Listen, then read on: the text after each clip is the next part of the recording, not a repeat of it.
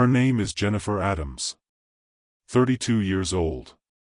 A veterinarian in Brooklyn, New York. She has a cat named Cleo who judges her quietly, a clinic she built from nothing, and a life so carefully constructed that nothing about it surprises her anymore. Which, she will tell you, is exactly how she likes it. She does not talk about Millbrook. She does not talk about the boy who disappeared. And she absolutely does not talk about the night she lay on her bedroom floor at 17 and cried until she had nothing left, because the only person in the world who truly understood her had vanished overnight without a single word. She made peace with not knowing. Or she told herself she did. She was wrong that it was Easter Sunday, and Jen was not doing anything romantic. She was wearing old scrubs and eating cereal over the kitchen sink, because Cleo had claimed the couch and Jen had learned, after 2 years of shared living, that there are arguments you simply do not pick with a 12-pound calico who holds grudges. The clinic was closed. The street below was quiet. She had a book she'd been meaning to start for 3 months and a half-finished glass of wine on the counter, and she was thinking about absolutely nothing of consequence when the bell above the clinic door rang. She froze. The clinic was closed. She had locked it herself. She had double-checked, the way she always double-checked, because she was Jennifer Adams and double-checking things was simply what she did. She went downstairs. Through the glass, she could see a man. Tall. Dark jacket, slightly damp from the night air.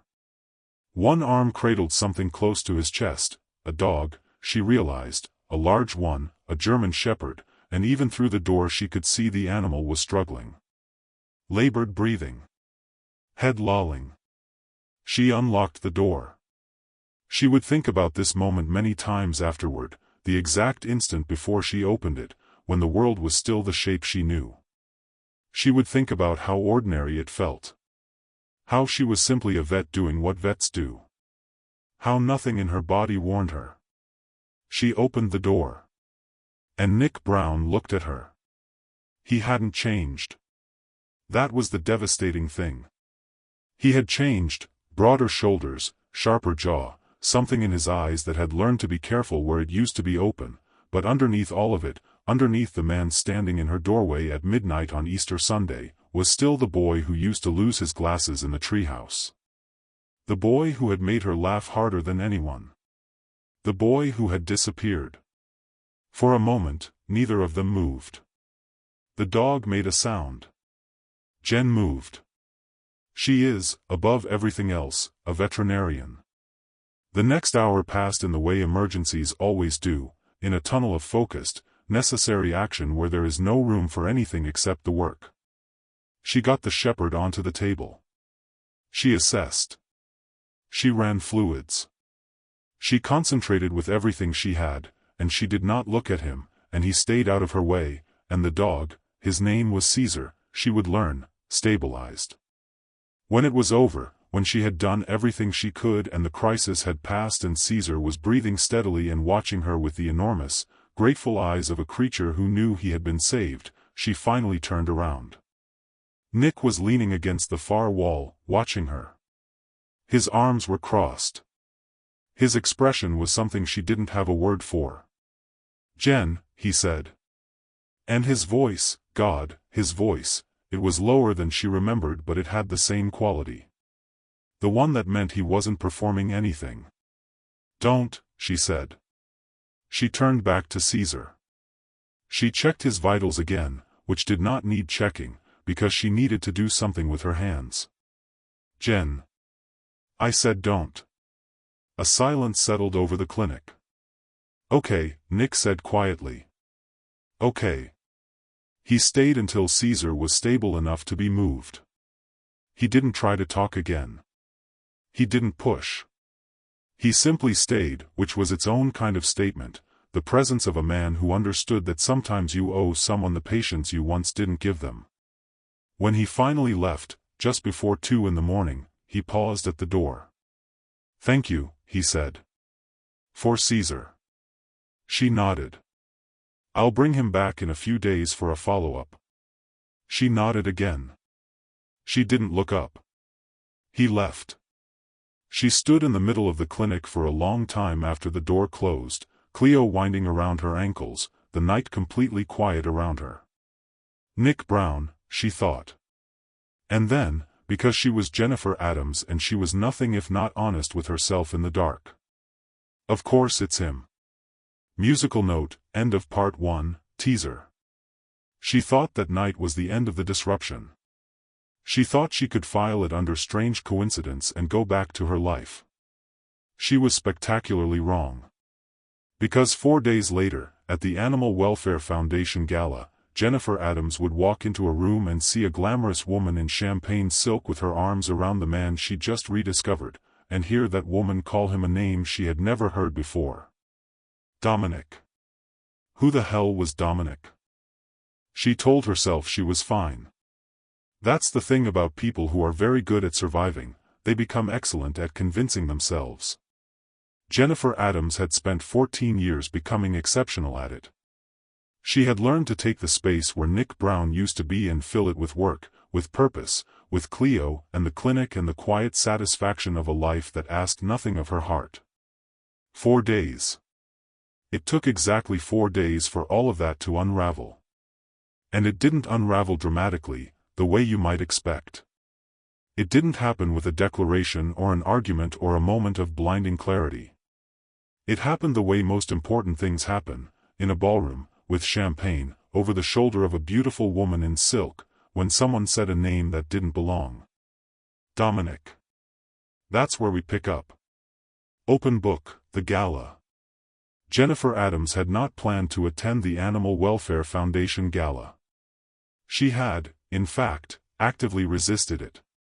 She had the invitation on her counter for 2 weeks, and every day she looked at it and every day she found a reason not to RSVP, because she was a veterinarian who wore sensible shoes and talked to animals for a living, and galas made her feel like a translation of herself that didn't quite capture the original. Then Ruby Calvidi's dog Gucci had come in for a checkup, a tiny, absurdly confident Maltese who had apparently swallowed something decorative, and Ruby had pressed the invitation into Jen's hands with the particular energy of a woman who would not take no for an answer. You have to come, Ruby had said. For the animals. For the cause. For the fact that you are absolutely stunning and you're hiding it in scrubs and that is practically a crime. Jen had come. She was fine, initially. The room was beautiful, tall ceilings, candlelight, the murmur of people who cared about animals and also liked to be seen caring about animals, which is a different but not incompatible thing. The champagne was cold.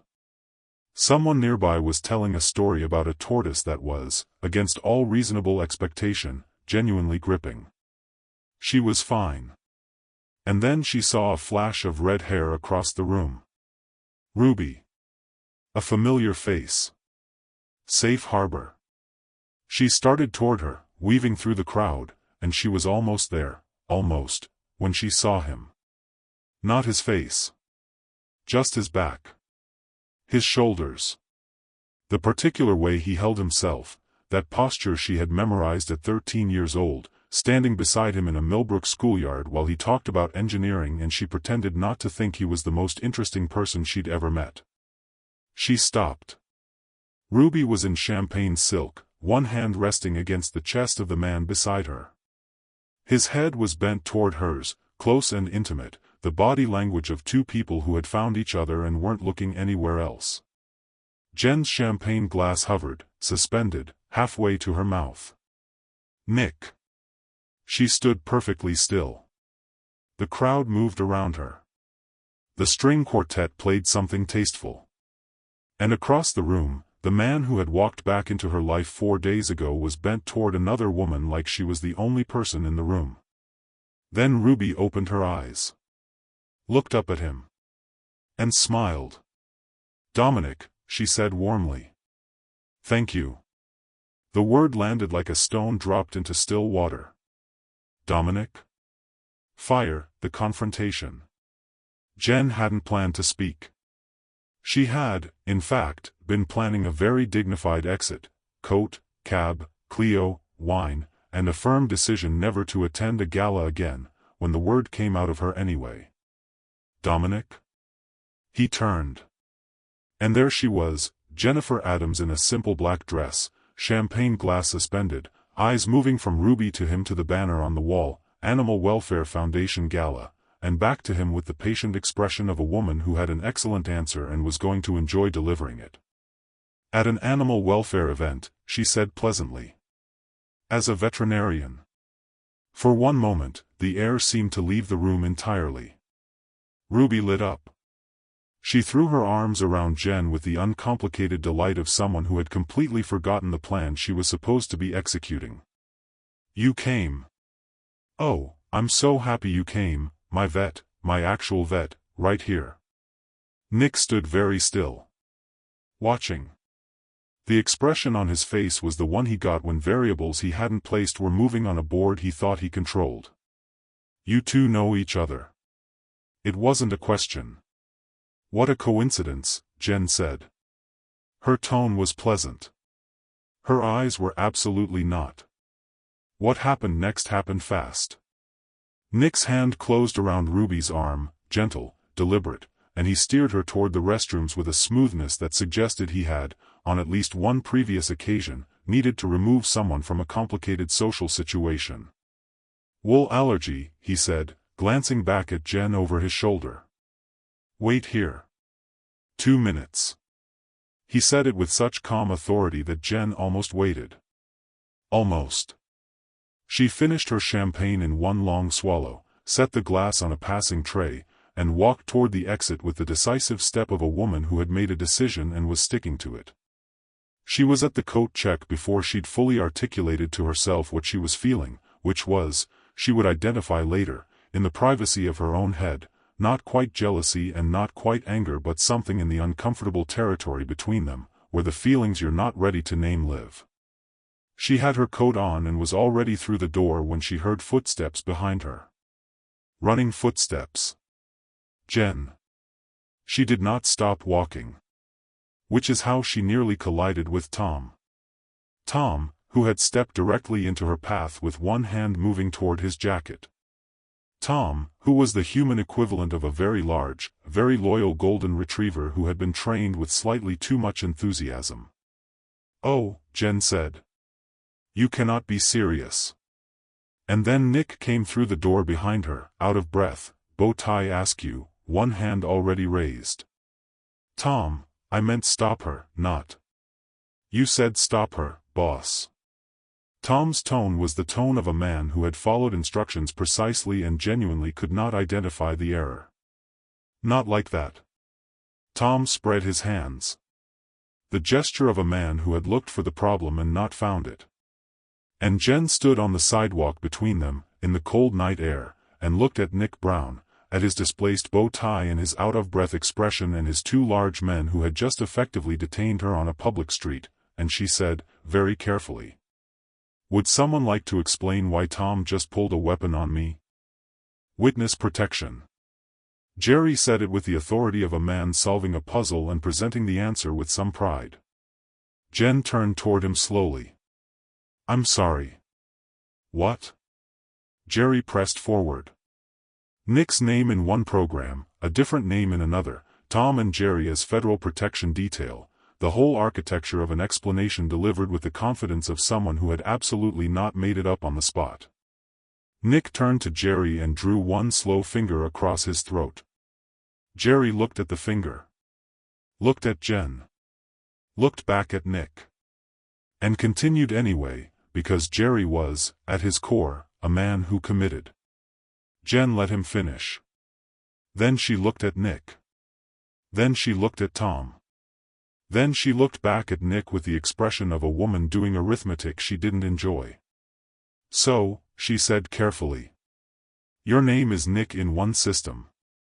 And Dominic in another. Jen. And Tom and Jerry are armed federal protection.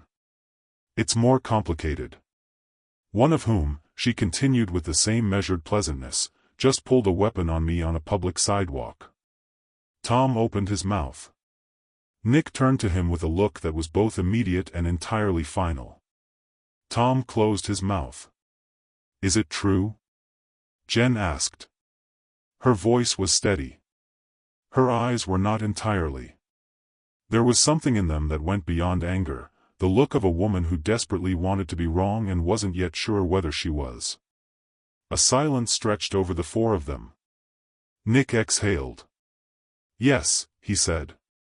"Walk with me." In the car, the silence lasted exactly long enough to become its own answer. Then he told her. About his father. About the call they got the night they left Millbrook, the call that came in the middle of the night, the one that meant everything had to change, that their name and their life and their city all had to become something new. He'd been killed, Jen. Organized crime. The kind of business that doesn't pass to anyone, except when it does. She watched the side of his face in the dark of the car. "And it passed to you," she said. He didn't answer. Which was its own answer. "I looked for you," she said quietly. "Online. Everywhere. 11 million Nick Browns." Something moved in his face. Something he hadn't expected. "You looked for me." "Of course I did." He reached over slowly. 2 fingers at her jaw, not forcing, just asking. She let him. "Jen." His voice dropped to something she hadn't heard since they were 17. "I don't want to lose you again. I mean that." She held his gaze. The pull of it. The terrifying, undeniable pull. "I don't either," she said. They came home to a broken clinic. Door splintered. Cabinet locks forced. Files scattered across the floor like someone had been looking for something specific, something they hadn't found.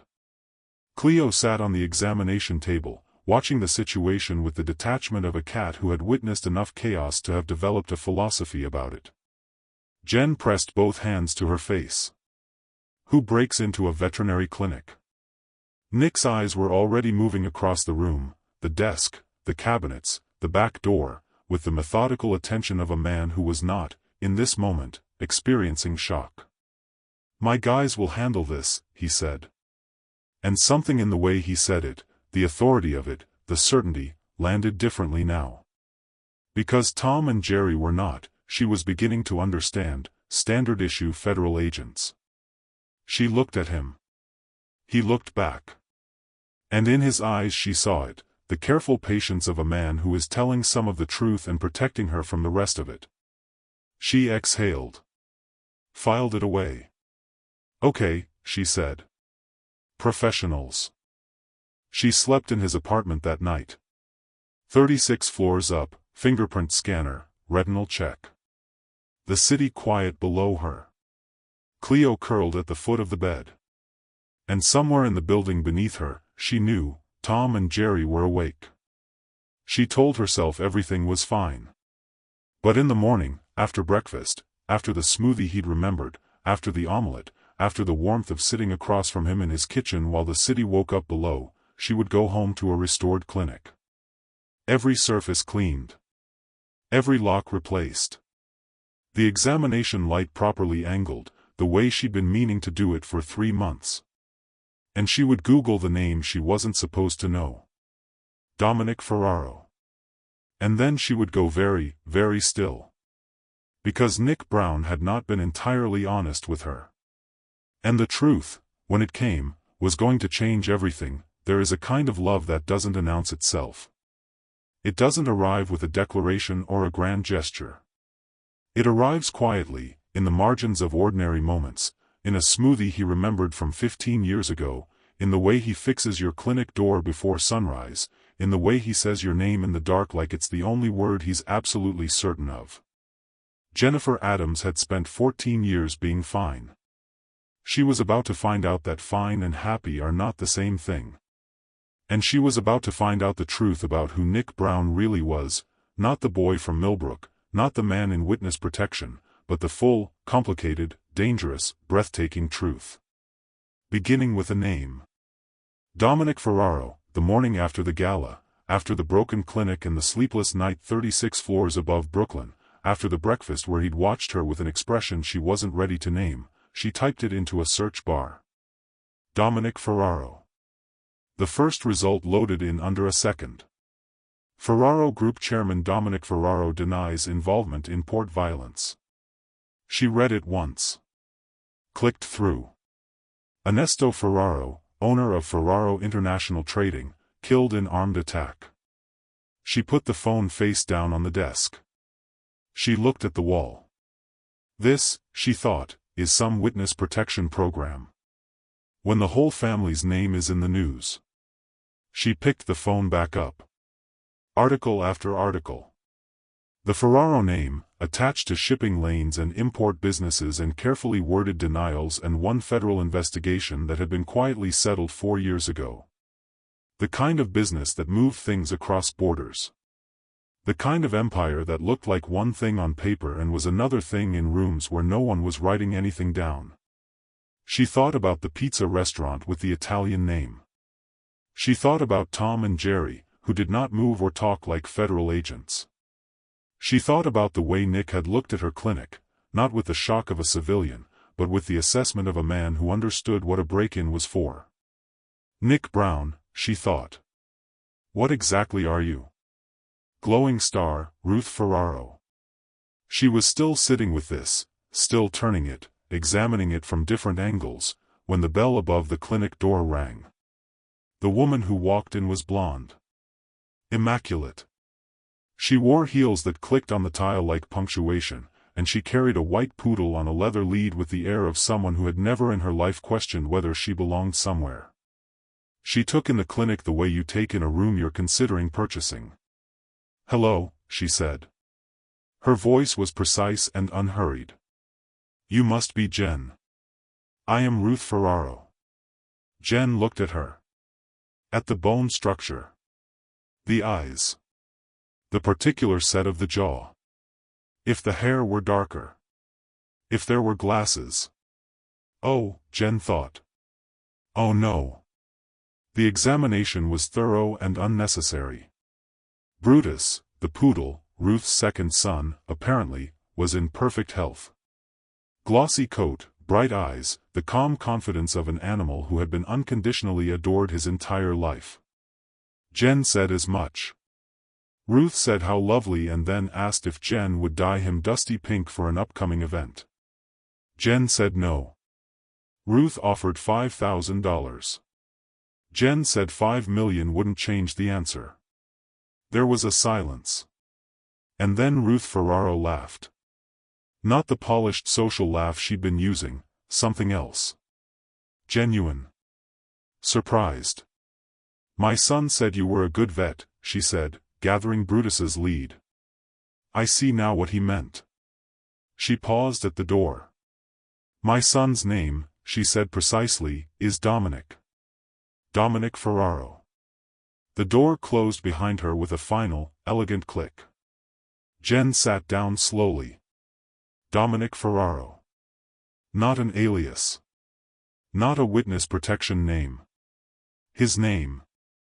His real, full, legal name, the same one in the news articles, the same one in the federal investigation, the same one that connected to a shipping empire and a dead patriarch in a world that operated in the spaces between laws. She had believed him. She had believed the witness protection story. She had sat in that car and looked at him and thought, he's telling me the truth. Because that was what you did when you trusted someone. You let them inside your doubt. She pressed her fingers to her temple. Nick, she thought. What did you not tell me? She was still sitting there, phone in hand, caught between the versions of him, the boy who had been her best friend, the man who made her a smoothie he remembered from 15 years ago, the man whose name was in news articles she didn't like, when her phone rang. Unknown number. She answered without thinking. Jen. Hi, darling. The voice was warm, bright, slightly breathless. It's Ruby. Ruby Calviti. Of course it was. Jen closed her eyes briefly. Of course. Because the universe, having established a theme, was apparently committed to it. She kept her voice even. Is everything okay with Gucci? Oh, she's perfect. Ruby's energy came through the phone like a weather event. I was thinking, it's almost noon, and I'd love to catch up. There's something I really need to talk to you about. Jen looked at the ceiling. She's going to tell me about her and Nick. She could feel it with the certainty of a woman who has been on the receiving end of this conversation before. She's going to sit across from me with those green eyes and tell me they're together, and I'm going to have to nod and say congratulations and mean it. She sat back in her chair. First his mother. Now his whatever she is. She thought about Ruth Ferraro's eyes, assessing her. She thought about Nick's hands at her jaw in the dark of the car. I don't want to lose you again. She thought about the clinic, restored to perfect order before sunrise, because, what had he said? Your work matters. And so does your safety. That's not something I do halfway. She thought about the treehouse. About the kiss. About Caesar leaping into the back seat and Nick laughing, the real laugh, the one that hadn't changed at all. She exhaled. 15 minutes, she said into the phone.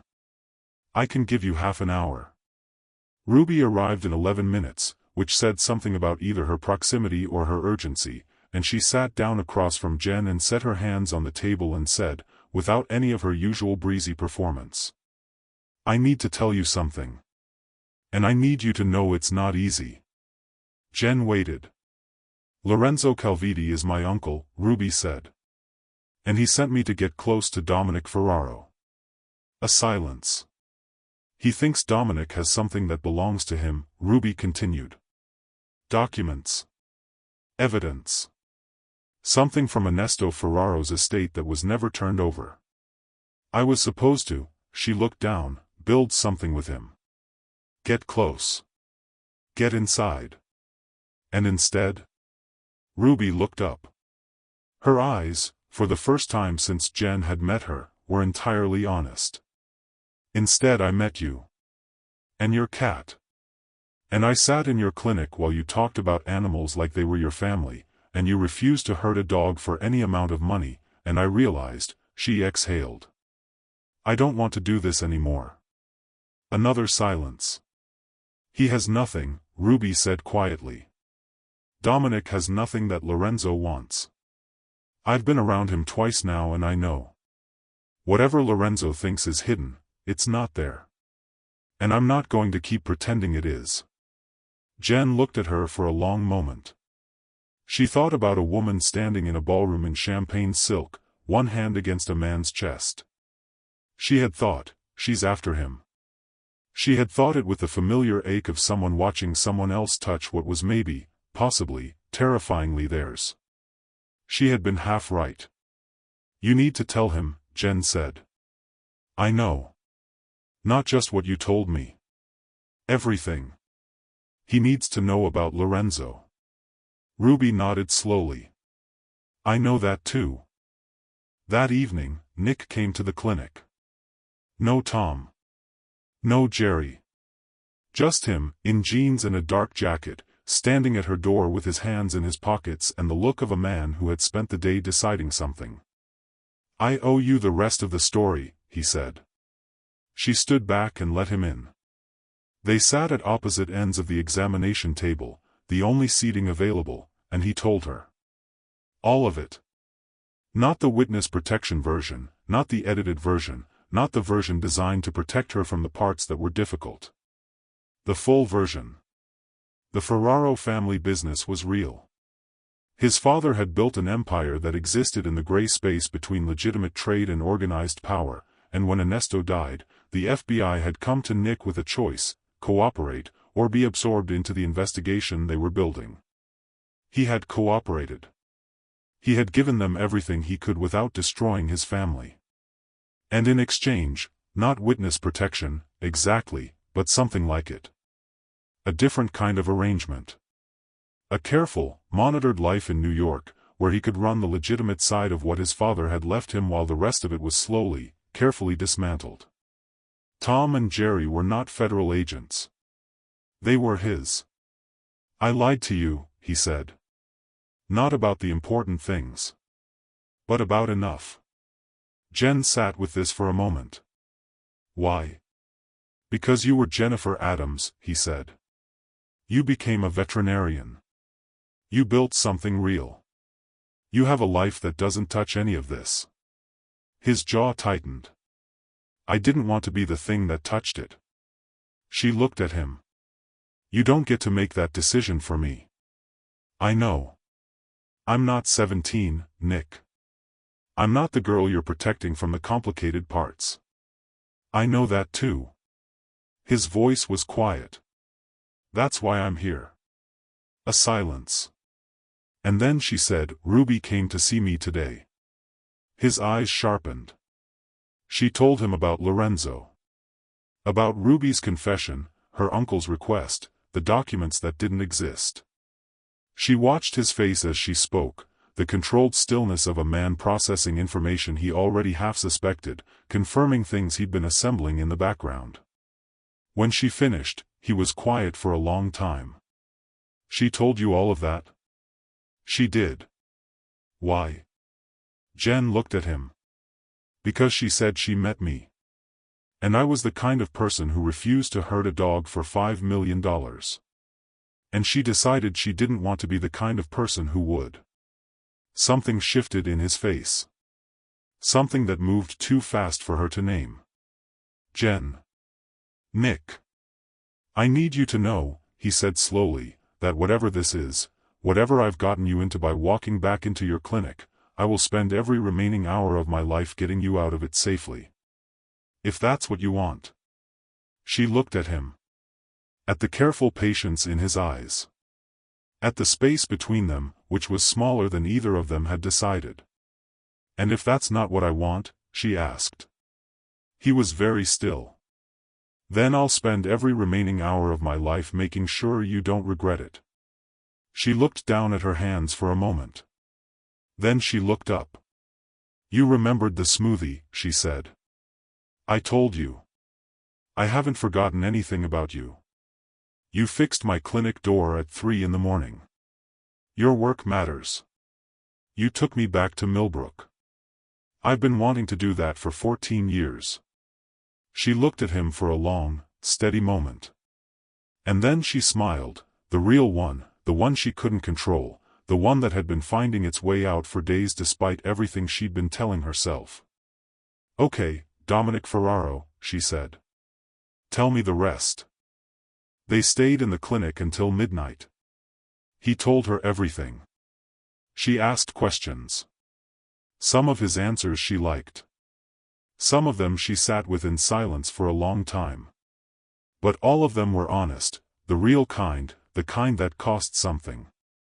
At some point, Cleo descended from wherever she'd been observing and deposited herself on Nick's lap with the decisive air of a cat making a ruling. Nick looked down at her. Then he looked at Jen. I think your cat just made a decision, he said. Cleo has excellent judgment, Jen said. Eventually. He laughed. Low and genuine, and completely unchanged from when they were 17. Later, when he walked her upstairs, when he stood at her door in the quiet of the building's hallway, he looked at her the way he had at the gala, the unhurried, direct way, starting at her face and not rushing. We lost 14 years, he said. We did. I don't want to lose any more. She looked at him for a moment. Then don't. He leaned forward. She met him halfway. And this time, there was no German shepherd in the back seat to interrupt them. Cleo, from inside the apartment, made a sound of supreme feline indifference. Which was, from Cleo, practically a blessing, and that is where we leave them. For now. Jennifer Adams, who spent 14 years building a life that asked nothing of her heart, standing at a door she opened for a stranger with a sick dog on Easter Sunday, and found the one person she had never quite stopped looking for on the other side of it. Nick Brown. Dominic Ferraro. The boy with the glasses in the treehouse. The man who fixed her door before sunrise and remembered the smoothie and drove 2 hours back to a town he hadn't visited in 14 years, because some things are worth going back to. If this story meant something to you, if you felt it in the way that good stories are supposed to be felt, then I need you to do something right now. Subscribe. Because there are more stories like this one coming, and you don't want to miss them. Comment below, tell me, did you see it coming? The moment you knew Jen was in love with him? Tell me in the comments. Share this with someone who needs to believe right now that the people we lost don't always stay lost. And turn on notifications. Because the next story, I promise you, will hit even harder than this one. Yellow Heart, Life Lesson. Before you go, there is one thing I want to leave with you. Jennifer Adams spent 14 years surviving a silence. She built her life around it. She made peace with not knowing. She became excellent at being fine. And then a door opened. Here is the lesson in that. The people who were meant for you have a way of finding their way back. But more importantly, so do you. You are allowed to still care about someone after years of silence. You are allowed to be angry and cautious and hurt and still reach toward something good. Those things do not cancel each other out. Love is not reckless. But it is brave. The difference is this: recklessness doesn't look before it leaps. Bravery looks, sees exactly how far the drop is, and leaps anyway. Jen knew the drop. She leaped anyway. And the man on the other side, imperfect, complicated, still carrying things he was learning to put down, he caught her. Not because he was perfect. Because he showed up. Over and over and over again. And sometimes, that is exactly enough.